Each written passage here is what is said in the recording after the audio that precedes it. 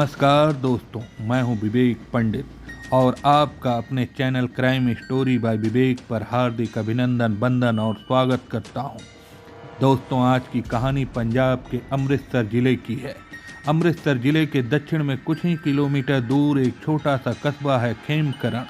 यह कस्बा भारतीय पाक सीमा के पास स्थित है और इसकी ऐतिहासिक अहमियत और सीमा सुरक्षा के कारण यह एक प्रमुख स्थान बन चुका है। इसी कस्बे में परविंदर सिंह अपने परिवार के साथ रहता था।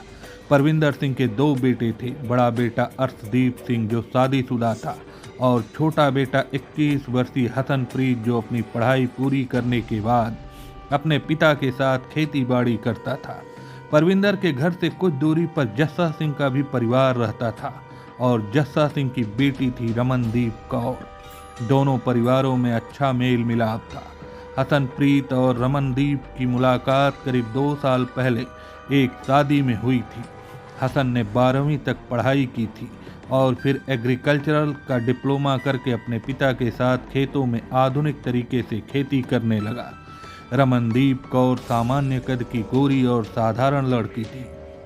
उसकी यह सादगी और मासूमियत उसे खास बनाती थी और हसन को वह बहुत पसंद थी। हसन पूरी तरह से रमनदीप के आकर्षण में था और उसकी सादगी ने उसे और भी ज़्यादा अपनी ओर खींच लिया। शहर में 2 लाइब्रेरी थे। दोनों पढ़ने के लिए शहर ही जाते थे। एक लाइब्रेरी छोटी थी और वहाँ मुश्किल से 4-6 लोग बैठ सकते थे और वहाँ मिलने का तो सवाल ही नहीं उठता था। दूसरी लाइब्रेरी काफ़ी बड़ी थी जहाँ आराम से मिलना संभव था। इसी बड़ी लाइब्रेरी में हसन और रमनदीप मिला करते थे। अब वे एक दूसरे से मिलने के लिए कोड वर्ड का इस्तेमाल करते थे ताकि कोई समझ न पाए। कस्बे में उन दोनों की मुलाकातें बहुत ही कम हो पाती थीं। सारा दिन एक दूसरे के लिए तड़पते रहने के बावजूद वे 10-15 दिनों में सिर्फ 1 या 2 बार मुश्किल से 3-4 मिनट के लिए ही मिल पाते थे। इस छोटी सी मुलाकात के दौरान भी आमतौर पर वे आपस में कोई बात नहीं कर पाते थे। उनकी बातचीत का मुख्य माध्यम सिर्फ पर्चियां ही रह गई थी जिन्हें वे एक दूसरे को लिखा करते थे। इन पर्चियों के जरिए ही वे अपनी अगली मुलाकात की जगह और समय तय करते थे। यह पर्चियां ही उनके बीच अनकहे शब्दों और बिना बोले रिश्ते की जड़ बन चुकी थी। दरअसल खेमकरण जैसे छोटे से कस्बे में लड़के और लड़की का आपस में बात करना इतना आसान नहीं था और जब बात एक ही गांव और एक ही बिरादरी की हो तो मुश्किलें और भी बढ़ जाती थी। बात तो कहीं न कहीं की जा सकती थी, लेकिन जैसे ही कोई बात होती वह पूरी तरह से कस्बे में फैल जाती थी। लड़के और लड़की दोनों की समझ इतनी थी कि वे न तो अपनी बदनामी चाहते थे न ही अपने परिवार की। वे जानते थे कि ऐसी कोई बात भी घर वालों और पूरे गांव में चर्चा का विषय बन सकती थी, इसलिए दोनों इस मामले में बहुत सतर्क रहते थे। इतनी सावधानी बरतने के बावजूद आखिरकार एक दिन उनकी चोरी पकड़ी गई। उस दिन दोनों के घर में जो तूफान उठा वह बहुत भयानक था। दरअसल मोहल्ले के किसी आदमी ने उन्हें एक साथ देख लिया और उनके घर शिकायत कर दी थी। जस्सा सिंह और उसके भाइयों को जैसे ही यह खबर मिली कि परविंदर का छोटा बेटा हसनप्रीत उनकी बेटी रमनदीप में दिलचस्पी ले रहा है, उन्होंने उसी दिन से रमनदीप पर नज़र रखना शुरू कर दिया। यहाँ तक कि रमनदीप को अपने घर के पास रहने वाले चाचा के घर भी अकेले जाने की इजाज़त नहीं थी। ऐसे में हसन से मिलना तो बिल्कुल संभव नहीं था। इसलिए अपनी आखिरी मुलाकात में रमनदीप ने हसन को साफ साफ कह दिया था कि शायद अब उनका फिर से मिलना संभव न हो।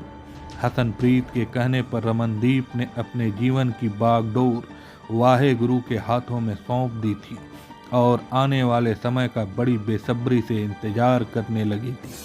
हसन ने अपने आप को वाहे गुरु के मर्जी के हवाले कर दिया था। अब दोनों की मुलाकातें लगभग समाप्त हो गई थी क्योंकि हालात अब उन्हें एक दूसरे से मिलने की अनुमति नहीं देते थे। हालांकि दिल में एक दूसरे के लिए प्यार और उम्मीद की किरण अभी भी बाकी थी। दूसरी ओर जस्सा सिंह और उनके परिवार के दिमाग में यह संदेह अभी भी बना हुआ था कि हसन अब भी उनकी बेटी से मिलता जुलता है। उन्हें हर समय यह डर सताता रहता था और वे किसी न किसी बहाने से हसन और उसके परिवार को सबक सिखाने के लिए उतावले रहते थे। 13 मई 2018 की बात है। शाम के लगभग 4 बजे का समय होगा। परविंदर ने अपने बेटे हसन से कहा कि वह बाड़े में जाकर पशुओं को चारा डाल आए।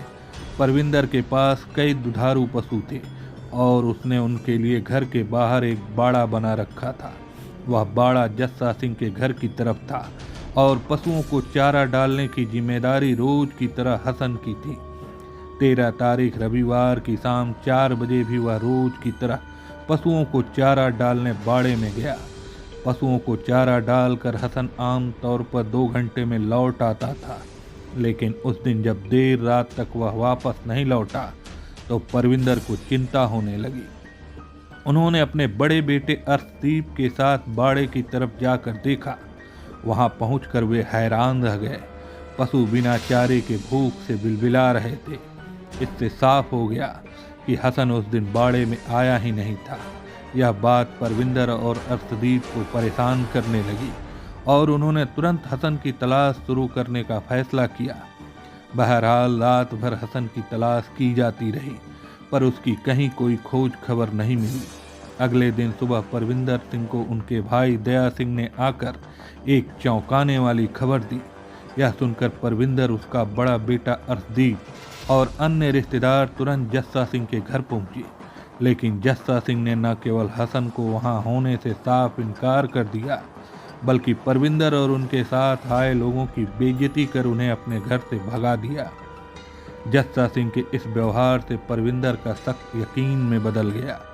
उन्हें लगने लगा कि कुछ अनहोनी हो चुकी है। उनका दिल डर और बेचैनी से कांप उठा। वह तुरंत अपने परिवार और रिश्तेदारों के साथ थाना खेमकरण पहुंचे। वहां उन्होंने थाना प्रभारी बलविंदर सिंह को हसनप्रीत के लापता होने की पूरी घटना बताई और जस्सा सिंह और उसके परिवार पर गहरा संदेह जताया। थाना प्रभारी बलविंदर सिंह ने परविंदर सिंह की शिकायत सुनने के बाद तुरंत कार्रवाई की। जस्सा सिंह के घर छापा मारा और जस्सा सिंह से हसनप्रीत के बारे में पूछताछ की गई तो उसने दावा किया कि उसने कई दिनों से हसन को नहीं देखा। इसके बाद जब थाना प्रभारी ने रमनदीप कौर के बारे में सवाल किया तो जस्सा सिंह ने कहा कि वह किसी रिश्तेदारी में गई हुई है। जब बलविंदर सिंह ने पूछा कि वह किस रिश्तेदार के घर गई है तो जस्सा सिंह साफ जवाब देने के बजाय बात घुमाने लगा। यह देखकर थाना प्रभारी का संदेह और गहरा हो गया।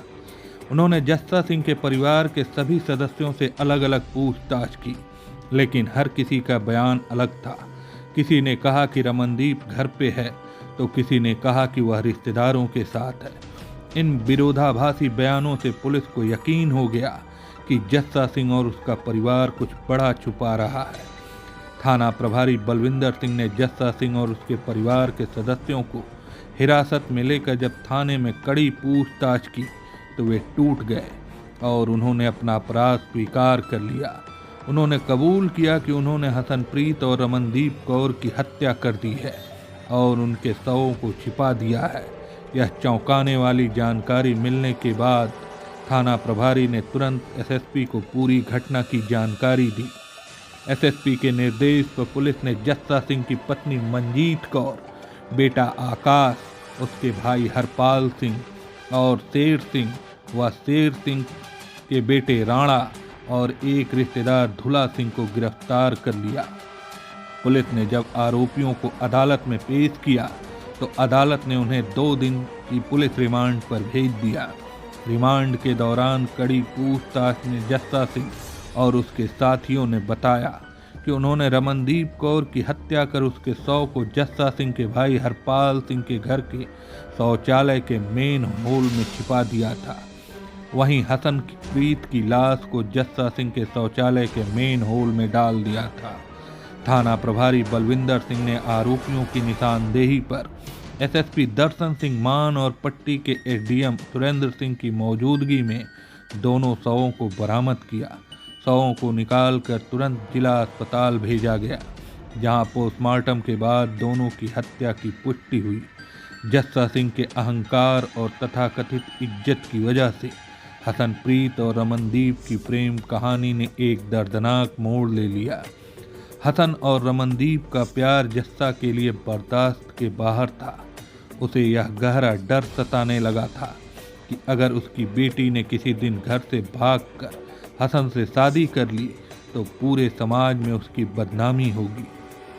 जस्सा सिंह ने रमनदीप पर सख्ती और निगरानी बढ़ा दी। उसके घर से बाहर निकलने तक की अनुमति नहीं थी, लेकिन इसके बावजूद जस्सा को चैन नहीं मिला। उसके मन में यह शक हमेशा बना रहता था कि हसन किसी न किसी तरीके से उसकी बेटी तक पहुंच जाएगा। अपने तथाकथित सम्मान और मूछों की शान के लिए उसने इस प्रेम कहानी को खत्म करने का फैसला कर लिया। जस्सा सिंह ने अपने भाइयों के साथ मिलकर हसन को मारने की योजना पहले ही बना ली थी। 13 मई की शाम जब हसन अपने पशुओं को चारा डालने बाड़े की ओर जा रहा था, तब जस्सा और उसके भाई हरपाल ने उसे रास्ते में रोका। बात करने का बहाना बनाकर वे उसे अपने घर ले गए। जैसे ही हसन उनके घर पहुंचा, घर की औरतें मंजीत कौर और मनप्रीत कौर ने दरवाजा बंद कर दिया। इसके बाद बिना कोई बात किए जस्सा ने ट्रैक्टर के लोहे की राड उठाई और हसन के सिर पर जोरदार वार कर दिया। अचानक हुए इस हमले से हसन गिर पड़ा। यह सब देखकर रमनदीप, जो अपने कमरे में थी, दौड़कर उसे बचाने आई, लेकिन जस्सा ने उसी राड से रमनदीप के सर पर भी वार कर दिया। दोनों बुरी तरह घायल होकर जमीन पर गिर पड़े। इसके बाद जस्सा और उसके परिवार ने मिलकर उसके मरने तक वार किए। हत्या के बाद परिवार ने शव को छिपाने की साजिश रची। हसन के शव को जस्सा ने अपने घर के शौचालय के मेन होल में डाल दिया, जबकि रमनदीप के शव को उसके भाई हरपाल के घर के मेन होल में छिपा दिया। पुलिस ने रिमांड के दौरान अभियुक्तों की निशानदेही पर वह लोहे की राड भी बरामद कर ली, जिससे हसनप्रीत और रमनदीप की हत्या की गई थी। रिमांड खत्म होने के बाद पुलिस ने सभी 8 अभियुक्तों को अदालत में पेश किया, जहां से उन्हें जिला जेल भेज दिया गया। अदालत ने इस जघन्य हत्याकांड में सभी आरोपियों को दोषी करार देते हुए उम्र कैद की सजा सुनाई। अगर परिवार और समाज प्रेमियों की भावनाओं को समझने की कोशिश करते और उन्हें सहजता से स्वीकार करते तो यह दर्दनाक घटना नहीं होती। जस्सा सिंह का अहंकार और समाज में इज्जत खोने का डर उसके लिए विनाश का कारण बना। क्रोध और अहंकार हमेशा बुरे फैसले करवाते हैं। किसी भी समस्या का समाधान हिंसा या हत्या नहीं है। हर व्यक्ति को कानून का सहारा लेना चाहिए, न कि खुद न्याय करने की कोशिश करनी चाहिए। यह घटना हमें सिखाती है कि हमें अपने समाज को और भी संवेदनशील और सहिष्णु बनाने की जरूरत है। हमारा उद्देश्य यह है कि लोग इन घटनाओं से सीखें और गलत रास्तों पर चलने से बचें। यह कहानी एक अहम चेतावनी है जो हमें बताती है कि जीवन में सही फैसले लेना कितना जरूरी है। हमें मिलकर एक बेहतर समाज बनाने की कोशिश करनी चाहिए, जहां प्यार और ईमानदारी की अहमियत हो। ऐसी सच्ची घटनाओं और उनसे मिले संदेशों के साथ मैं फिर लौट कर आऊँगा। तब तक के लिए सुरक्षित रहें, सतर्क रहें और याद रखें कि हर कदम सोच समझ कर उठाएं। धन्यवाद।